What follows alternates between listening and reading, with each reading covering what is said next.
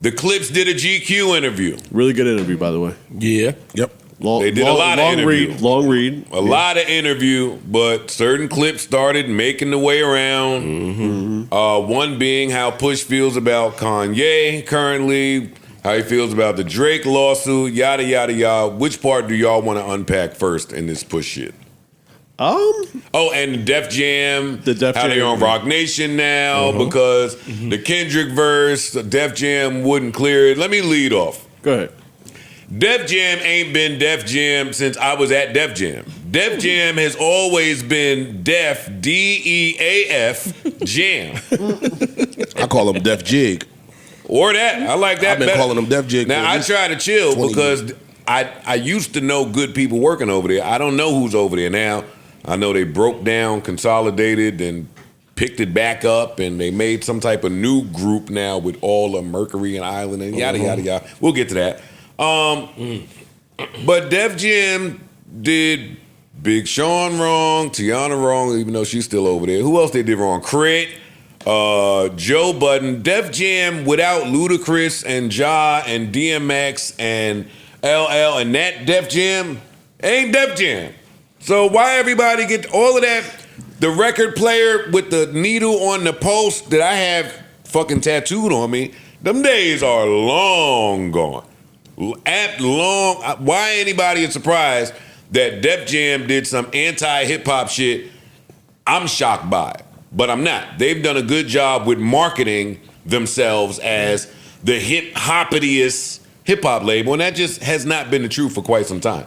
So it don't shock me that they said in the middle of litigation, hey, no Kendrick, even though he is a universal act. Well, I think they wanted to censor him, and they refused.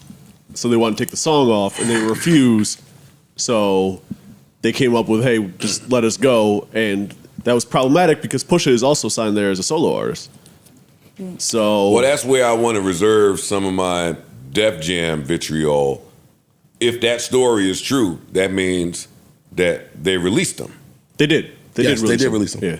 Which is, I mean, so we want to applaud Def Jam for, because I wouldn't have done that. No way. No way. I wouldn't have released you. No way. You'd have just had to find another way with your little verse. But did the Kendrick verse say or? It's not out. No one's heard it. Not out. Okay. We haven't heard Only it. Rob Markman has heard it. No, as a, from the interview, was there a subliminal against Drake? Was there? From what I was told, no. He didn't make any subliminals about Drake or anything like that. I don't think that matters when litigation is going on. Yeah. So they're just afraid that any mention Everything or is subliminal. Everything is open for interpretation. The during mere litigation. appearance on there, I guess, scared them off. Just Kendrick's appearance alone He's going to do something. No, Kendrick's appearance in next to combination Pusha T. with Pusha T, right. Gotcha. who are the two people that It's incendiary. defeated Drake in a battle. Understand. Like, yeah. I understand. And we in the middle of a potential 10-figure lawsuit against this man. Yeah. I'm going to proceed on the side of caution. You're going to cost us money. Yeah. They are already literally, supposedly, some billions is being tossed around as a potential settlement. Nigga, I'm not playing them games. So you can feel how you want to feel on a sentimental side, but this is business.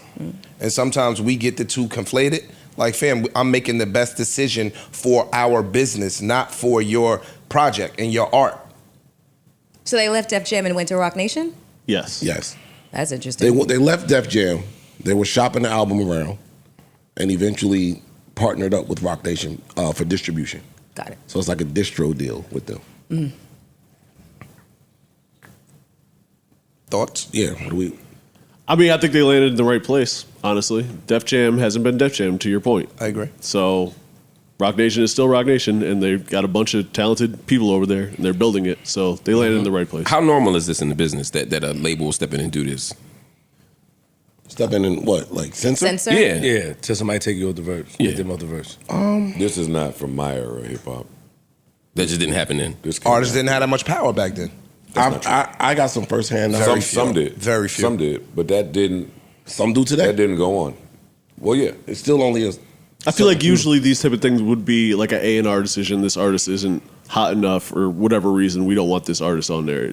This might be the first time I've experienced or witnessed them censoring for a huge big artist. Yeah. taking a bigger artist than the album is. Yeah, nobody's ever Respectfully. heard of you having the biggest rapper in the game feature and the label you're on saying no thank you. Nobody's ever heard of that. Yeah. Yeah. Yeah, it seems That's wild new. to me. Okay. Could be. That's new. But I understand the position. Yeah, I think from the Push business even standpoint. I think Push even said something like that. Yo, the lawsuit shit is bigger than hip hop now. So it sucks that you got to acquiesce to this thing, but it's here. And it is a real thing. So you have to treat it that way. So I understand Def Jam's position.